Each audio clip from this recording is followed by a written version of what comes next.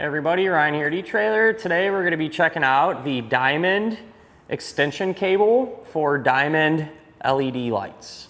This extension cable is something that I usually always recommend picking up if you plan on installing these LED lights. And not only that, I usually suggest getting the little pins too, just in case. And honestly, if you want to use this cable, you're going to have to get these anyway. But, you know, with that said, from my experience putting these LED lights on, usually it's a somewhat of a custom job, and you get to the point where you go, man, I fell short, or I want to route them a little differently. You know, plans change as you get to installing stuff. And 9 times out of 10, you end up needing this anyway. So that would be my advice if you plan on doing anything remotely custom at all with your LED light strips. That way you already have it on hand. And if you need it, you got it. That way you won't be hung out to dry while you're halfway through your installation. With that said, the overall length of the cable is going to be 12 feet, which is in most cases more than enough. And on the ends, you're going to have 2 female type 4-pin connectors, which these adapters, like I talked about, you'll have to use these as well, will plug into, and then that'll allow you to hook up to the other end of the wiring. So for example, let's just say if your wiring falls short and you need to get it up to your controller box here, you could use this or plug in, and you know, you're able to route it up to there. Or let's say maybe if you're doing this on a camp or an RV, you're putting the lights down the side.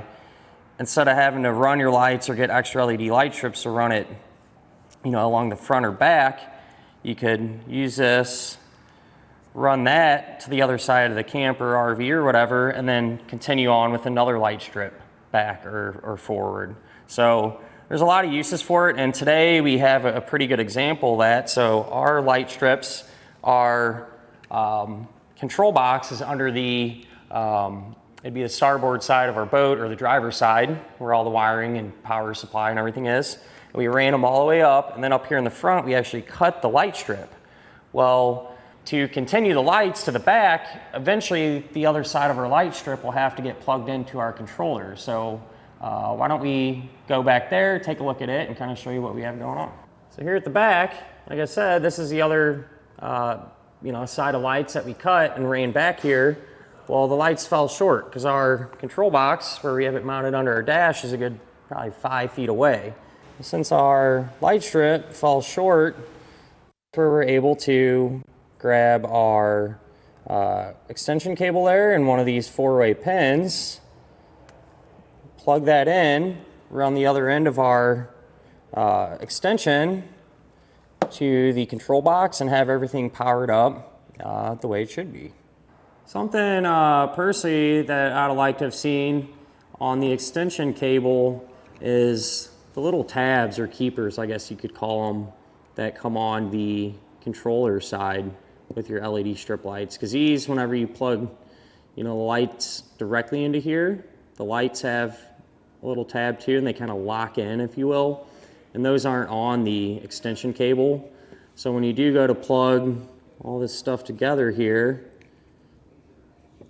it can be somewhat loose. I mean, it takes a little bit of effort to pull them apart.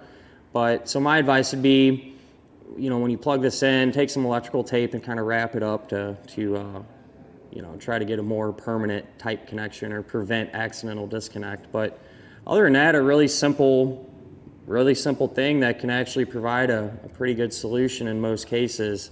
Like I said, my advice would be, if you're going to be doing these LED lights, get the cable, get the pins, and chances are really good you're going to end up using them. And that'll finish up our look at of the diamond extension cable for the diamond LED lights.